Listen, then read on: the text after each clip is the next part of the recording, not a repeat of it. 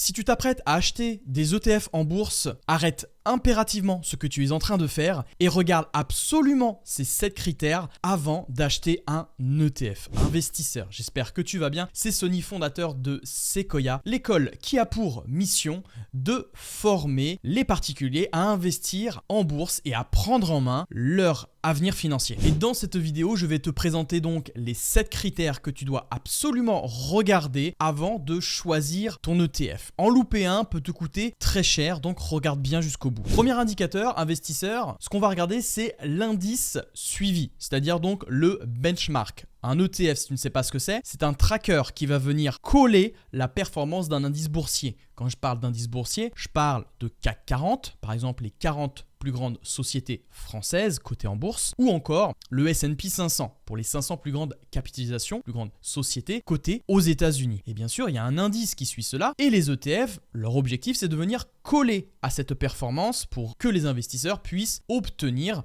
du rendement sur leur investissement. Et donc c'est la base. Il faut bien vérifier que l'indice répliqué correspond à tes objectifs d'investissement. En effet, si tu veux investir sur le S&P 500 mais que tu achètes en fin de compte le CAC 40, eh bien tu t'en doutes bien que ça peut être au coton. Exactement pareil pour le MSCI World. Le MSCI World, si tu préfères te diversifier plus globalement que le S&P 500, eh bien le MSCI World peut être plus intéressant. Je stoppe juste cette petite diapositive pour te bien se stipuler de bien rester jusqu'au bout de cette vidéo parce qu'à la fin on va faire une étude de cas sur un ETF. Justement, on va recenser donc tous ces critères pour vraiment les appliquer dans ta méthode de recherche. Deuxièmement, ce qu'on va regarder, c'est la taille du fonds.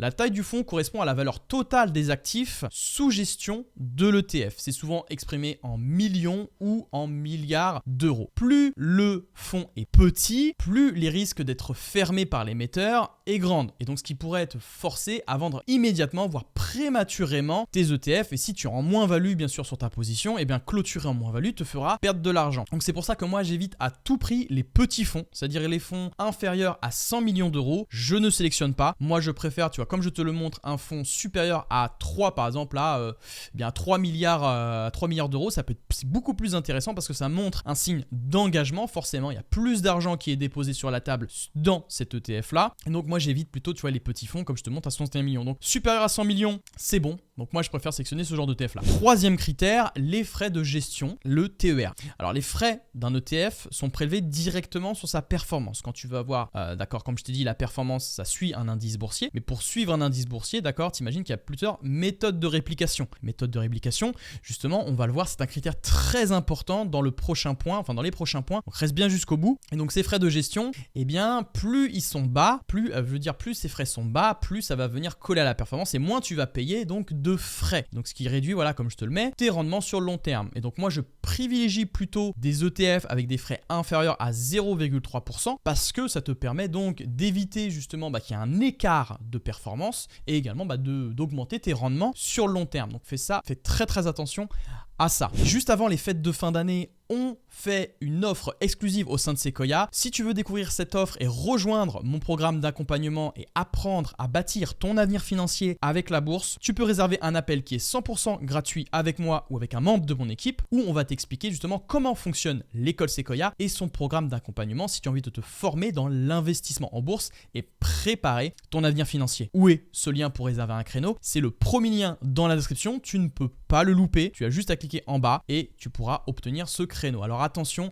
les places partent extrêmement vite là à l'approche des fêtes. Donc si tu veux te former et obtenir cette offre exclusive, eh bien tu peux rentrer ton créneau et donc essayer donc de réserver ta place. Critère numéro 4, la méthode de distribution. Comme je te l'ai souligné, un ETF, ça possède des actions à l'intérieur et qui dit action à l'intérieur d'un ETF, de ce panier, eh bien, il y a des actions qui versent des dividendes. Et donc, il y a différents modes de distribution que l'émetteur, donc l'émetteur, le détenteur de cet ETF-là, peut te verser. Premièrement, tu as le capitalisant. D'accord, j'ai flouté le second pour t'expliquer ensuite petit à petit. Le capitalisant, c'est extrêmement simple. Il va venir réinvestir les dividendes perçus à l'intérieur du fonds. Ce profil est intéressant pour ceux qui veulent bâtir un patrimoine et bâtir une future retraite durable. Pourquoi? Parce que tu n'es pas à la recherche de revenus passifs, mais tu vas plutôt capitaliser à l'intérieur du fonds. Et en plus, ce qui est bien avec les ETF capitalisants, c'est que les dividendes perçus n'auront aucun frottement fiscal de ta part parce que les dividendes vont être injectés, c'est le fonds qui se charge de réinjecter les dividendes. Donc toi, bien sûr, tu n'as pas ce frottement. Par exemple, si tu perçois des dividendes sur ton CTO, tu n'auras pas de frottement, tu vois, comme la flat tax à 30%. Ça peut être intéressant. Bon, par contre, sur PEA, d'accord, la question ne se pose pas, mais ça, on le verra aussi dans le prochain point. Et tu as le deuxième, c'est le distribuant. Et ici, bien sûr, le profil d'investisseur, c'est ceux qui veulent rechercher des rentes et des revenus passifs. Ici, avec ton ETF, eh bien, tu vas obtenir des dividendes trimestriellement ou annuellement selon la méthode de distribution de l'ETF. C'est aussi mentionné. Ça aussi, moi, je pourrais te le faire voir d'ailleurs au sein de Just ETF. C'est l'outil qu'on va utiliser pour justement faire l'étude de cas. Je te le montrerai tout à l'heure. En conclusion, tu t'en doutes bien, le distribuant, c'est idéal si tu cherches à construire des revenus régulier. Critère numéro 5, c'est le tracking difference. Donc là, ici, un peu plus compliqué, mais comme je te l'ai dit avec les frais, rappelle-toi, plus les frais sont hauts, plus potentiellement, coller à l'indice, d'accord, coller à la performance de l'indice pour l'ETF sera difficile. Ici, on va chercher justement à essayer d'identifier la différence, d'accord, de performance entre l'indice de référence et le fonds, l'ETF. Ici, comme tu peux le voir, c'est la performance d'un des ETF que je te présenterai aussi à la fin, et tu verras que cet ETF là, c'est juste incroyable. Pourquoi? Parce que chaque année, tu verras, en fin de compte, cet ETF a fait mieux que son indice de référence. C'est-à-dire que c'est beaucoup mieux géré en termes de frais, etc. que son indice de référence. Même en termes d'allocation d'actifs au sein de l'ETF, ça peut être mieux géré. Et donc, tu vois qu'en 2017, le fonds a fait 7%, contrairement à l'indice de référence 6,40%. Si on prend maintenant, tu vois, en 2021, je te donne rendez-vous, tu vas regarder juste sur la colonne ici. 2021, on a fait 38,20% et l'indice de référence a fait 37,89%. Ici, on a fait encore une performance supérieure. Et si on regarde en 2022, tu vois, en 2022, on a fait moins 12,96%, donc quand même on était en perte, mais moins de pertes tout de même que l'indice de référence, on était à moins 13,17. Et donc qu'est-ce que ça veut dire? Le tracking difference, si je t'ai pas très bien compris, c'est l'écart entre la performance de l'indice suivi et celle de l'ETF sur une période donnée. Un tracking difference négative signifie que l'ETF sous-performe l'indice, généralement, comme je te l'ai dit, en raison des frais, des coûts de transaction ou d'une mauvaise gestion. Critère numéro 6, un peu plus compliqué, je vais essayer d'être le plus simple possible. Tu as la méthode également de réplication. C'est-à-dire comment est-ce que l'ETF va venir traquer cet indice? Est-ce que c'est avec une réplication physique totale? Ici, c'est-à-dire que l'ETF, pour répliquer l'indice suivi, va venir acquérir physiquement et pondérer de manière identique à celle de l'indice reproduit. Par exemple, l'indice S&P 500, il est construit de telle manière, l'ETF va acheter physiquement les actions de telle et telle manière. T'imagines bien, en coût de gestion, c'est beaucoup plus compliqué à gérer et forcément, les frais souvent des réplications physiques sont plus chers que la réplication synthétique. Tu as la réplication synthétique. Ici, le but de l'ETF, c'est de suivre l'indice, mais il est répliqué à l'aide de contrat d'échange à terme de swaps. L'émetteur va proposer un ETF et la banque donc va aussi échanger donc des performances avec ces ETF là pour essayer de répliquer cet indice. Et donc il y a différents points sur lesquels la réplication synthétique est mieux que la réplication physique. Sur le S&P 500, la réplication synthétique peut surpasser les ETF physiques de l'ordre de 25 points de base. Ici tu vois qu'on voit de juillet 2023 à juillet 2024 sur un an, d'accord, sur 12 mois, on voit très clairement que la moyenne synthétique est supérieur, d'accord, en termes de performance sur le S&P 500 par rapport aux ETF physiques. Et les données historiques montrent que les ETF synthétiques, présentent un écart de performance favorable, illustrant l'impact concret de cet avantage. Donc ça, c'est très important et donc forcément plus performant. En évitant les pertes fiscales, comme je t'ai dit, il y a forcément l'ETF synthétique va y avoir donc l'achat de ces titres, donc l'achat des titres vifs au sein de l'ETF. Et donc il y a souvent des frais qui sont supérieurs par rapport aux ETF synthétiques. C'est pour ça qu'également il y a une meilleure performance. Et donc si on devait résumer tout ça, la réplication physique, comme je te dis, c'est l'achat réel des titres dans l'ETF, mais donc forcément il y a des frais et donc ça peut être plus cher qu'un ETF synthétique. Et tu as la réplication synthétique, donc là on va utiliser des contrats swap, c'est moins coûteux et plus précis, mais ça augmente le risque d'une contrepartie. Comme je l'ai dit, la banque ou l'institution financière partenaire peuvent avoir des difficultés, d'accord, si la banque venait à faire faillite et banque ne puisse pas honorer son engagement d'échanger les performances avec cette banque ou avec l'institution financière s'il y a une faillite bancaire. Donc c'est pour ça qu'il faut tout de même faire attention sur le synthétique, même si on le voit, le synthétique depuis de nombreuses années fait très très bien le boulot. Il y a aussi des risques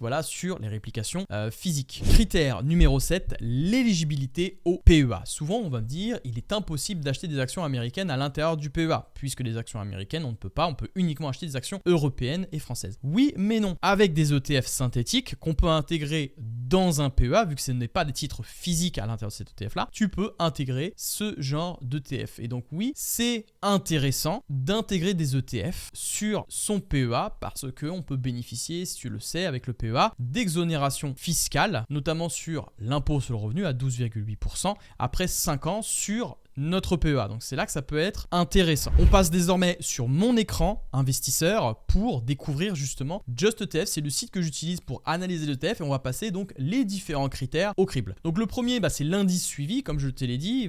Sur quoi est-ce que tu veux investir? Et nous, c'est sur le BNP Paribas S&P 500. Donc là, tu vois très clairement qu'en fin de compte, l'ETF, il suit bien, ceci. D'accord? On est bien sur l'indice Standard & Poor's 500, d'accord? Pour les 500 plus grandes, tu vois, c'est marqué juste ici sur la description, des 500 plus grandes actions américaines. On a ensuite, si on s'attardait sur le deuxième critère, rappelle-toi, sur la taille du fonds. Ici, tu vois, la taille du fonds, on est à 3,09 milliards. Donc ici, on est largement au-dessus des 100 millions. On est très bon. Également, si on prend le critère numéro 3, le TER, rappelle-toi qu'on voulait des frais inférieurs à 0,30%. Donc là, ici, on est bon. C'est très très bien. La méthode de distribution, ça après, ça va dépendre de tes stratégies. Ici, on est sur une capitalisation. Ici donc les dividendes vont être réinjectés automatiquement au sein du fonds. Donc en termes de frottement fiscal, tu ne seras pas imposé sur les dividendes perçus. Et cependant, quand tu devras vendre l'ETF, si tu le vends à l'intérieur de ton CTO, si tu le vends bien sûr, il y aura l'imposition sur tes plus-values, donc de 30% si tu as la flat tax, ou sur ton PEA, si tu le vends à l'intérieur de ton PEA, et là c'est intéressant, tu n'es pas imposé si la somme reste à l'intérieur de ton PEA. Cependant, si tu viens retirer tes gains, oui, en effet, là tu seras imposé sur ton PEA. Ensuite, tu as le cinquième point, c'est le tracking difference. Le tracking difference qu'on avait. Alors ici, il faut aller directement sur le fact sheet. Ici, c'est le document de l'entreprise que tu peux accéder directement à la fois sur le site internet de l'entreprise ou directement sur Just ETF. Et tu vois, quand on est ici, c'est juste là. Tu vois, tu as le fonds juste là et tu as l'indice de référence et donc tu peux voir, tu vois, que sur les performances calendaires et tu as l'indice de référence juste ici. Tu vois que si on prend sur 4 ans, tu vois que le fonds a surperformé l'indice de référence. Si on prend, tu vois, 2023 comme je t'ai montré, tu vois qu'on était à 21,84 et l'indice de référence à 21,41%. Donc là ici, tu t'en doutes bien, le tracking difference est positive, c'est-à-dire que le fonds, l'ETF fait mieux que l'indice de référence. Si on passe désormais sur la méthode de réplication. Alors la méthode de réplication, c'est très souvent mis. Tu vois qu'ici, on est sur donc du synthétique. Tu vois que la méthode de réplication synthétique, comme c'est marqué ici, basée sur un swap, signifie que l'ETF réplique la performance de l'indice en utilisant un contrat d'échange interne entre une banque ou différentes banques qui permettent d'échanger des performances. Bref, c'est un contrat swap. On va pas rentrer dans les détails, ça serait très long, ça serait même l'objet d'une vidéo entière. Bref, voilà. Et on passe aussi sur le dernier critère que je voulais te faire voir, c'est l'éligibilité au PEA. En effet, tu vois que tu as un petit ticker ici, tu as une petite case éligibilité au PEA sur Just ETF qui te permet vraiment de voir. Ensuite, si tu veux vraiment filtrer, c'est-à-dire sélectionner des ETF uniquement sur PEA, tu vas directement sur Just ETF ici comme je l'ai fait et tu as bien sûr un petit onglet, c'est extraordinaire, éligible au PEA. Tu cliques dessus et donc là, tu peux filtrer par performance afin de voir tous les ETF qui sont éligibles au PEA. Tu peux même ensuite voir la taille du fonds. Tu vois, si tu veux plus de 500 millions éligibles au PEA, si tu veux la méthode de réplication synthétique ou complète, tu mets synthétique. Et si tu veux, tu as ensuite tout ça. Et si tu veux même filtrer encore plus, tu vois, tu as les obligations, les métaux précieux, etc. Bon, ils sont pas disponibles pour PEA, mais voilà, tu peux filtrer assez rapidement avec différents critères pour sélectionner ton ETF. Ensuite, je voulais aussi te faire voir dernièrement, c'est par rapport aux ETF distribuants. Ici, tu as la méthode de distribution qui s'appelle distribution, c'est-à-dire qu'ici, les dividendes vont être versés directement. Ici, bon, tu t'en doutes bien, tu vois, ici, on n'a pas. Tu vois, c'est pas éligible au PEA. Mais si tu veux voir, par exemple, comment est versé le dividende, eh bien, tu as un onglet ici, dividende, tu cliques dessus. Donc là, tu peux voir, tu vois, le rendement actuel de distribution, d'accord, de cet ETF-là. Et tu as ici la distribution par mois en euros. Tu vois, donc là, au mois de mars, tu vois, ça verse trimestriellement, c'est-à-dire 4 fois dans l'année. Ça va être versé en mars, en juin, en septembre et en décembre. Comme ça, tu peux voir directement les différents rendements que tu peux avoir sur ce type d'ETF. Bien entendu, si tu as envie de sélectionner des ETF à dividendes également, tu peux aller dans sélecteur d'ETF et tu peux aller voir, tu peux filtrer même par rapport à des stratégies. Quand tu vas dans actions juste ici et quand tu déroules, tu vas dans stratégie d'action et tu as dividendes. Et dans dividendes, ensuite, tu peux même filtrer par rapport au rendement actuel et voir, tu vois, laquelle a le plus haut dividende. Donc ici, par contre, on est sacrément élevé. Tu vois, par exemple, à 9,96 de dividendes. On a par contre des frais, tu t'en doutes bien, réplication complète. Tu vois que là, par contre, ce sont des vrais titres à l'intérieur. Donc forcément, pas éligible au PEA, mais tu peux voir ensuite les dividendes, tu vois, voilà, versés. Ici, c'est versé mensuellement. Donc, ce qui peut être intéressant, c'est que si tu veux des ETF qui te versent chaque mois, si tu veux obtenir un revenu passif et régulier chaque mois, eh bien, ce genre d'ETF peut être, d'accord, c'est pas un conseil en investissement, encore une fois, mais c'est un genre d'ETF, voilà, qui peut t'aider justement dans la construction de ton avenir financier. En plus de tout ça, tu as les positions, etc., etc. Voilà, investisseur. En tout cas, j'espère que cet épisode t'aura plu. N'hésite pas à t'abonner et à laisser ton plus beau pouce vert sur cette chaîne et à me dire en commentaire, toi, quel ETF est-ce que tu possèdes sur ton PEA ou sur ton compte titre ordinaire. Et également, je t'invite encore une fois, si tu es intéressé à bâtir ton avenir financier avec l'écosystème Sequoia, avec le minimum de risque et avec un minimum de temps, tu peux réserver un appel avec moi ou avec un membre de mon équipe. L'appel est gratuit et on sera là pour t'expliquer comment fonctionne l'écosystème Sequoia, son école et son programme d'accompagnement. C'était Sony, jeune investisseur. Je te dis à très bientôt. Que la croissance et le rendement soient avec toi. Ciao.